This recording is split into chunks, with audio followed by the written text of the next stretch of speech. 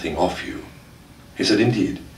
He said, has your grandfather not stated that this dunya is a prison for the believer and the hereafter is a release?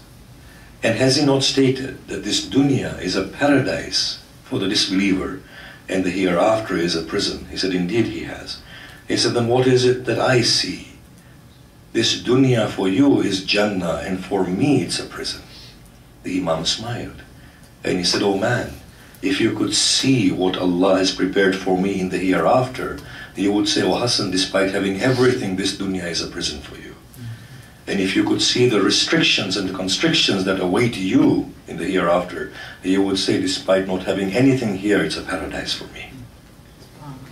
He radically changes the meaning of what it means to be abstemious. Zuhd totally changes the meanings of it. These are inner, beautiful states.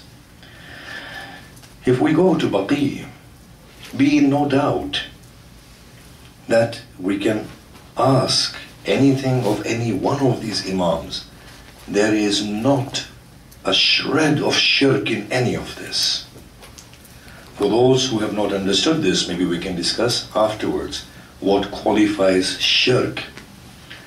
The Muslims are the biggest mushriks. This is for sure. There is no doubt in it. But to ask from the Prophet and the Imams is not shirk, and we can explain this both philosophically, logically, and maybe spiritually. It doesn't need any explanation because the hearts just flow in the way that they are. Coming to the great Lady of Light, the Queen of all women, where is she and where is she buried? Do know that her rank is equaled by none. The Imam says, Ya man la jalal ka jalaliha illa jalal Allah. The Imam says about Lady Fatima, the one like whose splendor, there is no splendor save the splendor of Allah subhanahu wa ta'ala. And in a hadith, the Prophet is saying that لو كان الحسن شخصا لكان فاطمة. If beauty in its entirety were to acquire a physical form, it would be Fatima. This Fatima is that great person.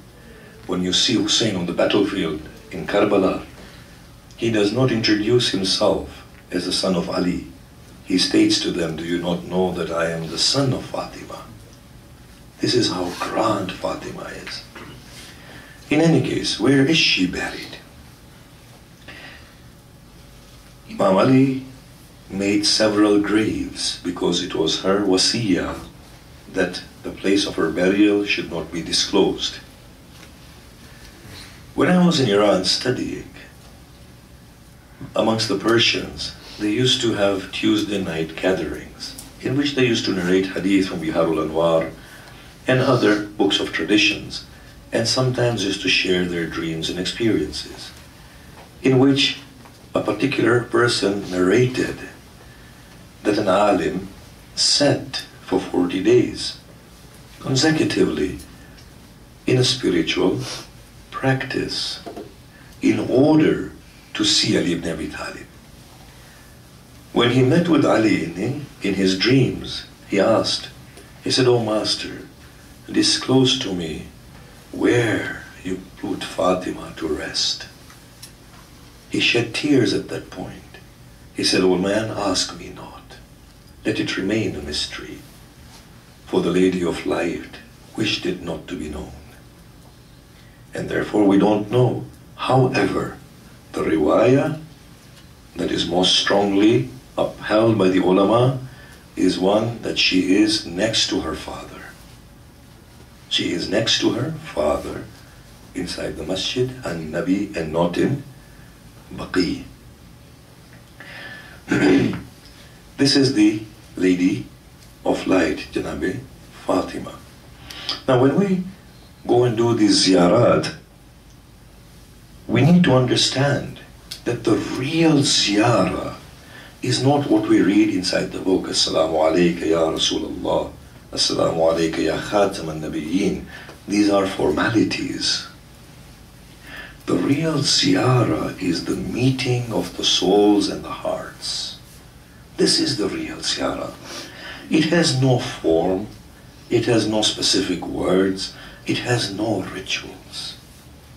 It is a lover running to meet the beloved. That's all there is to it. Go to the Prophet in your own ways, meet with him, and he is yours. Go to Zahra, speak with her in your own ways, and she is there.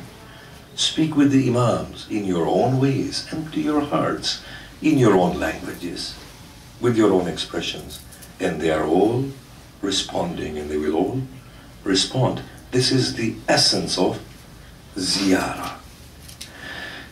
It is true, whatever the Prophet has said, that he who comes to meet me, I will meet with him. All of this is true. Have full confidence. One narration on this theme before we move on. Imam Sadiq Salamullah alayhi had said,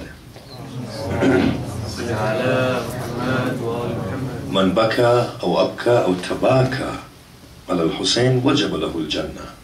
The one who cries or makes somebody cry or attempts to cry, paradise will become wajib on them. I don't think we have understood what this means. But many dispute and they say, how is it possible? I will say, who does the paradise belong to anyway? Does it belong to the Prophet or not? If the grandson of the Prophet wants to give it away, who am I to stop him? Think about this. On the day of Qiyamah, we have a right to say to the grandfather of Imam Sadiq, he told us, we shed a tear, give us our paradise. The Prophet will smile and say, little do you realize you have always been within the folds of paradise. Allahu Akbar, that is the love of Hussein. We are very complicated beings. At times there are such complex thought processes, such heavy emotions that govern us. There are so many pressures we put upon us. There is so much anxiety, expectations, anticipation that actually prevents the beauty of feeling Allah subhanahu wa ta'ala. When they say, cry for Hussein and you'll go to paradise, it does mean exactly what it says. When a person begins to pour in the love of Hussein, by Allah, at that point, all the complex emotions that grip us are removed at once. All the thought processes are brought to a halt. And the soul just opens up, blooms and becomes beautiful rose. It buds and flowers beautifully. And that is the Jannah in its essence. What we will see in the hereafter is what we have created in this world. As Bahlul once said to Harun, I believe Rashid, when Harun asked him, where have you come from? He said, I've come from the pits of hell. He said, how hot are they? He said, they were cold. He said, how come? He said, there was no fire there. He said, and how is that? They said, well, I inquired from the keepers of hell, why are they empty of fire? And they said, but don't you know, there is no fire here. The people who occupy it shall bring their own fire.